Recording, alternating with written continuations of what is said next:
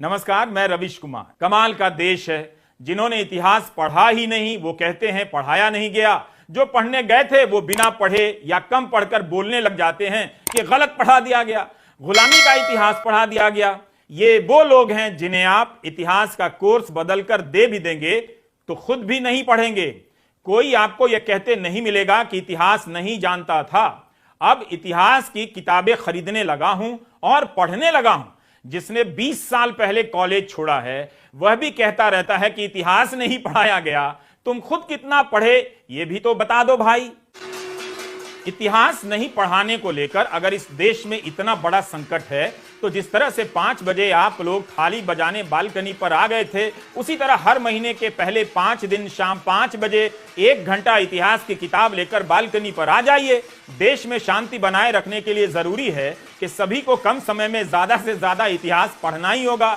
वैसे यह भी इतिहास में दर्ज होने वाला है कि थाली बजाने के साथ साथ अस्पतालों के बाहर ये लोग बैंड बजवा रहे थे, जहां हॉर्न बजाना भी मना होता है। इस वीडियो को लंबा होना ही है। भारत के इतिहास का मामला है। इस देश में कुपोषण से भी ज्यादा खतरनाक हो गया है इतिहास का कुपोषण। भारत ग्लोबल हंगर इंडेक्स में 107वें नंबर पर है। कोई नहीं कह रहा कि देश के लोगों को भरपेट नहीं खिलाया गया, सब चिल्ला रहे हैं इतिहास नहीं पढ़ाया गया। आपको समझना होगा कि इतिहास बदलना और कोर्स से इतिहास के चैप्टर को हटाना दोनों अलग बातें हैं, मगर इन लोगों ने दोनों को एक समान कर दिया है। ये वही लोग हैं जिनकी खूबियों पर हमने रिसर्च किया है। जिन्होंने इतिहास नहीं पढ़ा, उन्हीं के कर कमलों द्वारा इतिहास बदला जाएगा और बदला हुआ इतिहास आपको पढ़ाया जाएगा। उम्मीद है कम से कम ये लोग अपना लिखा हुआ तो पढ़ेंगे। हमारा रिसर्च ऐसे लोगों की खूबियों तक ही सीमित है। आप वीडियो पूरा देखिएगा। शुरुआती दौर में गलियों और सड़कों के नाम बदलने में भारी सफलता प्राप्त करने के बाद ये लोग स्टेशन पर आते हैं और फिर शहरों से लेकर जिलों के नाम बदलने पर उतारू हो जाते हैं। इससे टाइम मिला तो स्टेडियम का भी नाम बदलकर अपने नाम पर रखवा लेते हैं। इनकी मेहनत का जवाब नहीं। ये कई दशक से इतिहास ही बदल रहे हैं। दुनिया में इतिहास बदलने का इतना लंबा प्रोजेक्ट कहीं नहीं चला है। फर्क इतना है कि अब ये क्लासरूम में घुस आए हैं। इतिहास केवल इतिहास बदलने के लिए नहीं हटाया जाता है, वजन कम करने के लिए भी हटाया जाता है। अब आप कौन सा हिस्सा हटाते हैं उस पर बात तो होगी। उससे पता चलेगा कि आप बैग का बोझ हल्का नहीं करना चाहते, वरना इसके लिए तो मां बाप कब से मांग कर रहे हैं। आप राजनीति के हिसाब से किसी विषय को बोझ बना रहे हैं और हटाकर हल्का करने का दावा कर रहे हैं। इंडियन एक्सप्रेस की हेडलाइन को गौर से देखिए और बताइए कि क्या गांधी की हत्या करने वाले हिंदू चरमपंथी गोडसे के परिचय की 4 लाइन हटा देने से कोर्स का वजन कम हो गया? क्या ये 4 लाइनें केवल वजन कम करने के लिए हटाई गई हैं? गांधी को हिंदू चरमपंथियों ने मारा था, क्या इसी जानकारी से किताबों का वजन बढ़ रहा था? इंडियन एक्सप्रेस की रितिका चोपड़ा ने जब इनकी जांच की तो पाया कि बोझ कम करने के नाम पर आधिकारिक बदलावों के अलावा भी बहुत कुछ बदलाव कर दिए गए हैं। रितिका चोपड़ा ने लिखा है कि यह काफी बड़ा बदलाव है। पिछले साल एनसीईआरटी ने 6ठी से 12वीं क्लास के बीच दिल्ली सल्तनत, मुगल साम्राज्य, विश्व में इस्लामिक इतिहास, जातिगत भेदभाव, दलितों और पिछड़े समाजों के प्रतिरोध का इतिहास, गुजरात दंगों पर टिप्पणी, आपातकाल की निंदा वाले हिस्से हटा दिए गए। इस साल उन्हीं बदलावों के साथ नई किताबें आई हैं। मुगल को हटा देंगे तो क्या इससे इतिहास का हिसाब हो जाएगा? दिल्ली में ही दिल्ली सल्तनत और मुगल कालीन इमारतों को देखते हुए लोग क्या सोचेंगे? जरूरी नहीं है कि कोर्स की किताब से ही लोग जानेंगे, लेकिन क्या यह अजीब नहीं लगेगा कि आप एक पूरे दौर को ही गायब कर खुशियां मना रहे हैं? मुगलों का इतिहास बीरबल, मानसिंह, जय सिंह, जसवंत सिंह, टोडरमल और तानसेन का भी तो है। बच्चों, महाराणा प्रताप हल्दी घाटी में बहुत वीरता से लड़े थे। किससे लड़े थे सर? अरे वीरता से। अरे नहीं, मतलब सर लड़े किससे थे? अच्छा, ओ तलवार से लड़े थे, तलवार से। अरे मतलब किसके खिलाफ लड़े थे? अरे जुल्म के खिलाफ लड़े थे भाई। वो किसी आदमी के खिलाफ लड़ाई की होगी ना? हाँ, लड़े थे उसके खिलाफ। उसके किसके? अरे उसी के यार। हाँ, पर उसका नाम क्या था सर? देखिए, ये सवाल सिलेबस के बाहर का है। ये जान लीजिए कि जिसने आगरा का लाल किला बनवाया था उसके ही खिलाफ लड़े थे। आगरा का लाल किला बनवाया था, है? तो बच्चों अगला चैप्टर जो है वो कल से शुरू करेंगे, अमृतकाल और 2014 में आजादी के बाद भारत। मुगलों के चैप्टर को वजन के नाम पर कम कर दीजिए, लेकिन उस इतिहास से नफरत की आग में यह भूल गए कि उनके ही बनाए किले पर प्रधानमंत्री मोदी 9 साल से तिरंगा फहरा रहे हैं। यह केवल मुगल काल की विरासत नहीं है, बल्कि आज के भारत की भी है। क्या यह भी मिटा देंगे कि 1943 में नेताजी सुभाष चंद्र बोस ने बर्मा में बहादुर शाह जफर की मजार के सामने अपनी आईएनए की टुकड़ी की परेड कराई थी? 1857 की क्रांति की याद में दिल्ली चलो का नारा दिया था, लेकिन इन दलीलों से उन्हें कोई फर्क नहीं पड़ता। सुप्रीम कोर्ट के तमाम आदेशों से राष्ट्रीय सुरक्षा के नाम पर चैनल को बैन करना, पत्रकारों पर केस करना बंद नहीं हुआ, तो किसी भी दलील से इतिहास को लेकर इतनी समझ नहीं बदलने वाली है। इनके लिए इतिहास बदलना सड़क का नाम बदलने जैसा है। ध्यान रहे, ये केवल नाम ही नहीं बदलते, बल्कि इससे भी एक लेवल ऊपर मुश्किल काम करते हैं।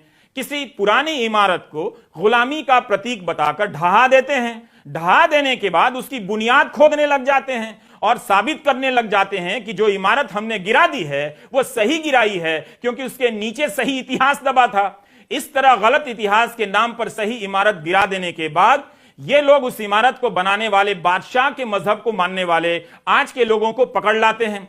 उनका उस बादशाह के खानदान से कोई लेना देना नहीं, मगर मजहब के आधार पर उन्हें और उनके घरों को जला देते हैं। ये थकते नहीं हैं, बस इतिहास नहीं पढ़ते हैं, इतिहास के लिए कुछ भी कर डालते हैं। क्लासरूम में बैठे ये छात्र क्या इन बातों को समझ पाएंगे?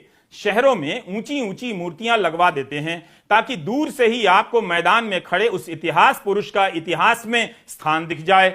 मूर्तियों से साबित होने लगा है कि इतिहास का स्थान केवल इतिहास की किताबों में नहीं होता, चौराहों पर भी होता है। इतिहास में स्थान तय कर देने के बाद ये लोग स्कूल कॉलेज के कोर्स देखने निकल पड़ते हैं। ये उन किताबों का पता करते हैं जिसे कभी नहीं पढ़ा, और पढ़ा तो कुंजी के सहारे पढ़ा और अब याद भी नहीं। जल्दी ही ये पढ़ाने लायक बनाने के लिए इतिहास की किताब से चैप्टर हटाने की बात करने लग जाते हैं। इनके अनुसार इन्होंने जो इतिहास नहीं पढ़ा होता है वो हमेशा गलत होता है, जिसे सही किया जाना बहुत जरूरी है। तो इतिहास ना पढ़ने वालों की ये चंद खूबियां होती ही हैं जो मैंने आपको अभी बताई। अभी बाकी हैं। इतिहास बदलने का सबसे अच्छा काम, माफ कीजिएगा, गुंडे करते हैं, मगर अब इन्हें गुंडा कहने का चलन बंद हो गया है। बहुत खतरा है, आप भी मत कहिए। सही भी है, विश्वगुरु भारत में कोई गुंडा कैसे हो सकता है? यहां तो इतने सारे गुरु हो गए हैं कि खोजने से चेला नहीं मिल रहा है। बस धर्म का नाम लेने की जरूरत है। राजनीतिक और धार्मिक कार्यकर्ता किसी भी पुरानी इमारत को ढहा सकते हैं और सड़कों के नाम के बोर्ड को उखाड़ फेंक सकते हैं। उनके साथ नेता भी मिल जाते हैं जो अपने नफरती भाषणों में इतिहास का बदला लेने का आह्वान करने लग जाते हैं। वैसे तो इस तरह के भाषण अभी कोर्स में नहीं आए हैं, मगर भाषणों के डिस्कोर्स में नॉर्मल हो चुके हैं। सुप्रीम कोर्ट ऐसे भाषणों पर लगाम लगाने और नफरती टीवी एंकरों को हटाने की बात करता रह जाता है, लेकिन आज के समय के जुबानी इतिहास बदल देने वाले इन इतिहासकारों को कोई नहीं रोक पा रहा है। जो भी पेशेवर इतिहासकार है वो जानता है कि एक ही किरदार पर अलग अलग एंगल से लिखने में कितनी किताबें हो जाती हैं, पढ़नी पड़ती हैं, और उसे ही पढ़ना किसी एक आदमी या किसी एक समाज के तौर पर संभव नहीं है। यही कारण है कि असली इतिहासकार पढ़ता रह जाता है, इतिहास नहीं बदल पाता। इसलिए धर्म का चोला पहने गुंडों की बहुत जरूरत पड़ जाती है। सत्ता में आने के बाद समर्थकों की जरूरत पड़ जाती है। ये लोग ना हो तो आपका इतिहास बिना बदले ही पड़ा रह जाएगा। ये मेरी उन लोगों पर रिसर्च से निकला है जो इतिहास बदलना चाहते हैं। ये किताबें इनकी जिंदगी की नैया पार करा देती हैं, इतिहास वहीं किनारे कहीं छूट जाता है। मगर जो इतिहास के असली विद्यार्थी होते हैं उनके लिए एक एक चैप्टर से गुजरना भारी पड़ जाता है। दिल्ली विश्वविद्यालय के इतिहास के किसी भी छात्र से पूछिए जो गंभीरता से इतिहास की कक्षा में जाता है, उसके लिए इतिहास कितना गूढ़ विषय है, रोमांचक विषय है। वहां कोई प्रवचन नहीं चल रहा होता है, बल्कि क्लासरूम में एक एक इतिहासकार के दावों को चुनौती दी जा रही होती है। इस तरह से नहीं पढ़ाया जाता है कि जो कहा जा रहा है वही मानना होगा, लेकिन धारणा बना दी गई है कि इतिहास को तोड़ मरोड़ कर पढ़ाया गया। इस देश में कितने कम लोग इतिहास पढ़ते हैं। इतिहास पढ़ाने वालों को ढंग की नौकरी नहीं मिलती है। शोध का बजट उठाकर भी देख लीजिए। जाहिर है कभी भी इस देश का इतिहास पूरा नहीं लिखा जा सकेगा। जो लिखा गया है उसी में संशोधन चलते रहते हैं, नए नए पहलू आते रहते हैं। यह इतिहास की सामान्य और बहुत जरूरी प्रक्रिया है। अब तो आप मर्जी चाहे जो भी कोर्स में डाल दीजिए या हटा दीजिए। जो छात्र व्हाट्सएप यूनिवर्सिटी से इतिहास पढ़कर आ रहे हैं और रिटायर्ड अंकिल भी, उन्हें समझाना आसान नहीं होगा। उन्हें अब किसी कोर्स की जरूरत नहीं रही। एनसीईआरटी के कोर्स से चैप्टर हटाने की जरूरत नहीं थी। इतिहास नहीं पढ़ने वालों ने व्हाट्सएप यूनिवर्सिटी से सारा और सही इतिहास पढ़ लिया है, बल्कि इसे एनसीईआरटी की कोर्स में शामिल करने की जरूरत है, ताकि इतिहास ना पढ़ने वालों की आत्मा को शांति मिले कि उन्होंने जो इतिहास व्हाट्सएप यूनिवर्सिटी में पढ़ा है वो कोर्स में भी आ गया है, यानी सही इतिहास पढ़ा है। इनके लिए इतिहास का केवल एक ही काल होता है, जिसका नाम है गर्भ काल। ये गर्व करने के लिए इतिहास पढ़ते हैं, इतिहास के लिए इतिहास नहीं पढ़ते। केवल इनकी डिग्री नहीं होती है, बाकी हिस्ट्री तो बहुत शानदार है। यह वीडियो बहुत लंबा हो गया, मगर आप पूरा देखिए। मेरे हाथ में जो किताब है वो 1904 में लिखी गई थी, देसेर कथा, सखाराम गणेश देउस्कर। ये मराठी भाषी थे, मगर इन्होंने ये किताब बांग्ला में लिखी। जब बंगाल में बंगाल विभाजन के खिलाफ आंदोलन चला, तब इस किताब की भी शानदार भूमिका थी। हजारों प्रतियां इसकी बिकी थीं। पत्रकार सखाराम गणेश देउस्कर की यह किताब नेशनल बुक ट्रस्ट से छपी है।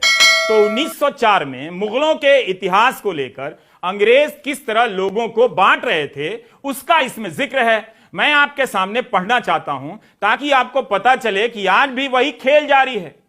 सवाल मुगलों के इतिहास को हटाने या बदलने का नहीं है, सवाल है इसके बहाने हिंदू और मुसलमान के बीच नफरत को बनाए रखने का, जो 100-200 सालों से इस देश में चला आ रहा है।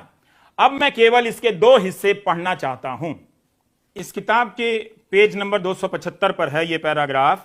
लिखा है कि जो लोग भेद नीति के बल से भारत पर राज्य करना चाहते हैं, वे ही कोमल हृदय बालकों की आंखों के सामने मुसलमानों को अत्याचार परायण और असभ्यों के रूप में चित्रित किया करते हैं।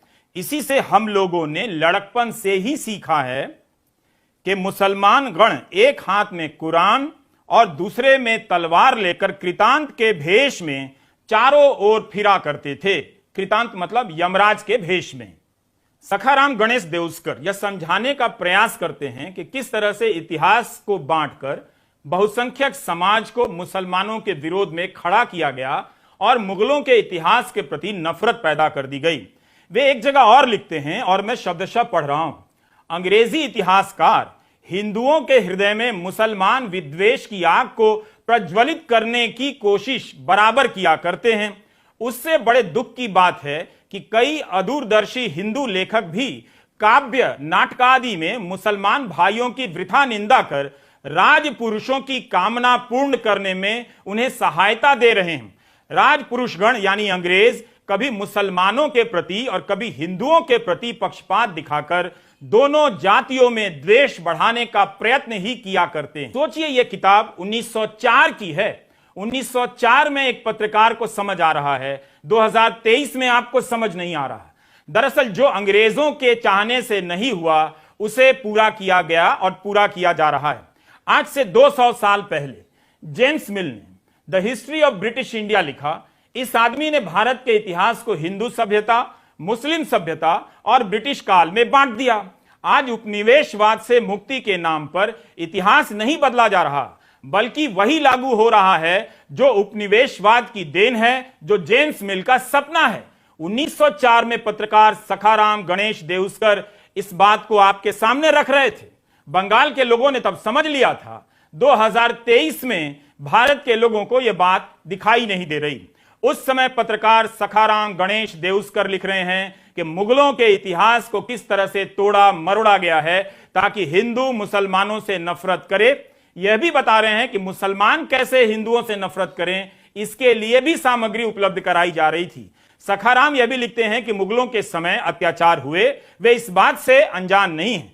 वैसे ही हुए जैसे बाकी राजाओं के समय हुए, मगर इसका इस्तेमाल इतिहास के लिए नहीं, इतिहास के नाम पर समाज को बांटने के लिए किया जा रहा है। फरवरी 2020 में तेजस्वी सूर्या बीजेपी सांसद ने नागरिकता कानून प्रदर्शन के संदर्भ में लोकसभा में कह दिया कि अगर बहुसंख्यक सतर्क ना हुए तो मुगल काल आ जाएगा। बताइए, अब किताब में मुगल ही नहीं रहे तो क्या यह डर खत्म हो गया? दरअसल इतिहास नहीं बदला जा रहा है, आपके वर्तमान को शर्मसार किया जा रहा है, ताकि आप कुछ साल बाद जब अपने आज का इतिहास पढ़ेंगे या देखेंगे तो हल्ला करते रह जाएंगे कि कम से कम इस इतिहास को बदल दो, हम अपना चेहरा नहीं देख पा रहे हैं, देखा नहीं जा रहा है, भले हो सके तो मुगल का एक आध चैप्टर डाल दो, हमारा हटा दो। ऐसी हालत मत होने दीजिए। और ना केवल महापुरुषों और गर्व का होता है। उम्मीद है आप इतनी सी बात को समझेंगे, नहीं तो कोई बात नहीं। जब आप अपनी आर्थिक तबाही भूल सकते हैं तो हम समझ लेंगे कि आपको अपने इतिहास से भी प्यार नहीं है। हमें आप पर गर्व है, गौरव को भी आप पर गर्व है, सौरभ को भी आप पर गर्व है। नमस्कार, मैं रवीश कुमार।